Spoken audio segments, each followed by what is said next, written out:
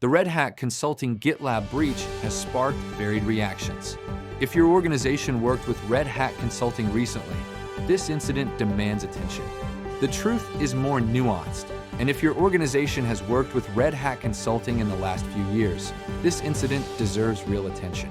This isn't about Red Hat's software supply chain or Linux being unsafe. Instead, the leak exposed architectural understanding of how customer environments are built, far more valuable than source code.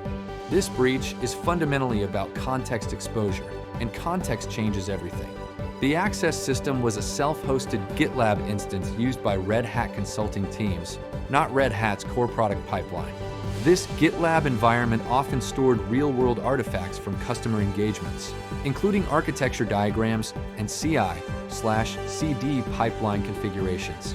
Sometimes, it even contained API keys, service account credentials, and token files left in repos.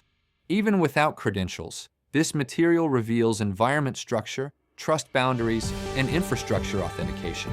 That knowledge dramatically shortens an attacker's work. This wasn't just data theft, it was attack surface mapping. In security, we often focus on preventing secret exposure, but architectural detail can be just as valuable. An attacker knowing your cloud platform, identity provider, and CI/CD methods doesn't need to probe blindly. They already understand the terrain, gaining a strategic advantage even if no passwords were leaked. This breach increases the likelihood of targeted intrusion, which organizations struggle with most. If your organization used Red Hat Consulting for OpenShift or CI/CD pipelines, your architecture might exist within that GitLab system. This doesn't mean your environment is compromised, but it does mean it may now be understood. When an environment is understood, attackers move more efficiently, with fewer missteps and noisy signals. Hybrid cloud networking or multiple Kubernetes clusters amplify this risk, allowing privileged movement to occur quietly. The response should be methodical, starting with identifying what your teams shared with Red Hat, including deliverables and automation scripts.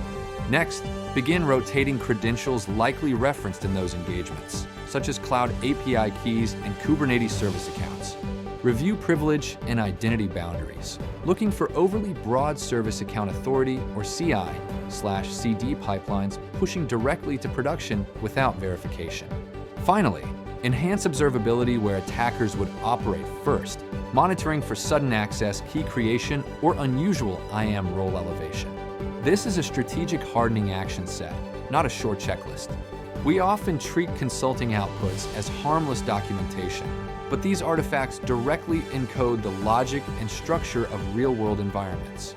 The industry needs to start treating system knowledge the same way we treat system access, because system knowledge turns access into control. This applies to every consulting engagement, not just Red Hat, with external parties helping build or troubleshoot infrastructure.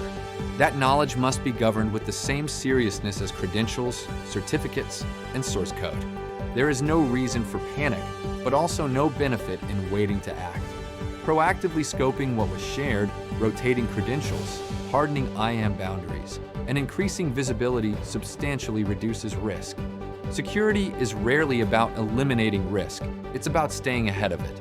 This breach reminds us that knowing how something works can be just as powerful as accessing it. Now that this knowledge may be in the wild, it's time to tighten the system, not the narrative.